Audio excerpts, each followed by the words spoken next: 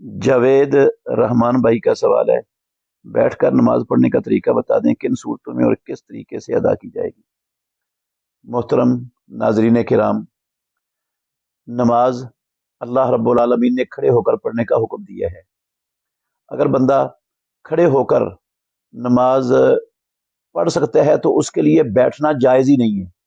جو کھڑے ہو کر نماز پڑھ سکتا ہے وہ بیٹھ کر پڑھے گا تو اس کی نماز ہوتی نہیں، کیونکہ وہ نماز کا رکن چھوڑ رہا ہے، اور جو نماز کا رکن چھوڑ دے اس کی نماز نہیں ہوتی۔ اور اگر وہ کچھ نہ کچھ تکلیف کے ساتھ کھڑا ہو سکتا ہے نا، تو پھر بھی اس کو کھڑا رہنا چاہیے، کھڑے ہو کر نماز قیام کرنا چاہیے۔ نماز جو کر کھڑا ہو جائے، کسی چیز کا سہارا لے کر کھڑا ہو جائے، اور اگر تکلیف سے بھی کھڑا ہونا ممکن نہیں ہے، اس کے لیے کھڑا ہو ہی نہیں سکتا، تو پھر وہ بیٹھ جائے گا، بیٹھ کر نماز پڑھے گا۔ اور بیٹھنے کا جو مسنون طریقہ ہے، سب سے پہلے وہ ہے افتراش کی حالت میں بیٹھ جائے، یا تورک کی حالت میں بیٹھ جائے۔ افتراش کہتے ہیں بائیں پاؤں کے اوپر بیٹھ جائے، جس طرح پہلے تشہد میں عام طور پر بیٹھا جاتا ہے، اور تورک کہتے ہیں جس طرح دوسرے تشہد میں بیٹھا جاتا ہے، پاؤں نکال کر دائیں ٹانگ کے نیچے سے اور دایاں پاؤں گڑا ہوا ہوتا ہے، اس طرح بیٹھ جائے، یا پھر چوکڑی مار کر بیٹھ جائے، جس طرح ہم کھانے کے لیے بسا اوقات بیٹھ جاتے ہیں۔ اور اگر چوکڑی مار کر بھی بیٹھنا ان تینوں طریقوں میں ممکن ہے، یہ تینوں طریقے ثابت ہیں بیٹھنے کے، بیٹھ کر نماز پڑھنے کے، اور ان میں سے کوئی طریقہ بھی ممکن نہیں ہے بندے کے لیے، تو جون سا طریقہ ممکن ہے، جیسے وہ بیٹھ سکتا ہے ویسے بیٹھ جائے، اور ویسے بیٹھ کر نماز پڑھ لے، اور بیٹھے زمین پر، نیچے، کرسی پر نہیں۔ لیکن اگر اس کے لیے کرسی پر نیچے بیٹھنا ممکن نہ ہو، اس کے گھٹنے بینڈ ہی نہیں ہوتے، ڈاکٹر نے اسے 90 کے زاویے پر گھٹنے رکھنے کا حکم دیا ہوا ہے، اور وہ بینڈ ہی نہیں کر سکتا، تو اب وہ نیچے تو نہیں بیٹھ سکے گا،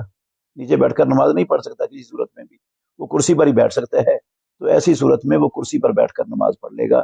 قرآن مجید میں اللہ نے فرمایا فَاتَّقُوا اللَّهَ مَسْتَطَعْتُمْ،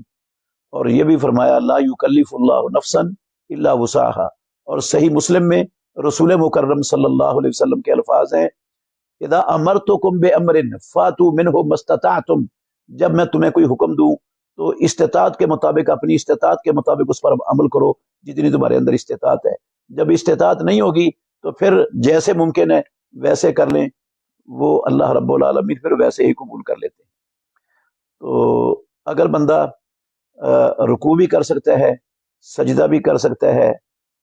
اور قیام بھی کر سکتا ہے، لیکن تشہد بیٹھنا اس کے لیے ممکن نہیں ہے، نہیں بیٹھ سکتا وہ تشہد کسی شکل میں بھی، نہ افتراش کی شکل میں، نہ تورک کی شکل میں، نہ چوکڑی شکل میں، نہ کسی اور کی شکل میں، زمین پر نہیں بیٹھ سکتا۔ تو ایسا بندہ کھڑے ہو کر نماز پڑھتا رہے گا، رکوع بھی کرے گا، سجدہ بھی کرے گا، اور بیٹھنے کے لیے وہ نیچے نہیں بیٹھ سکتا تو کرسی پر بیٹھ جائے گا، اور کرسی پر بیٹھتے ہوئے اس کو تھوڑا سا صف سے آگے ہو کر کھڑا ہونا پڑے گا، تو یہ مجبوری سے کھڑا ہوا ہے، اور اس لیے یہ صف ٹوٹنے میں بھی نہیں آئے گا،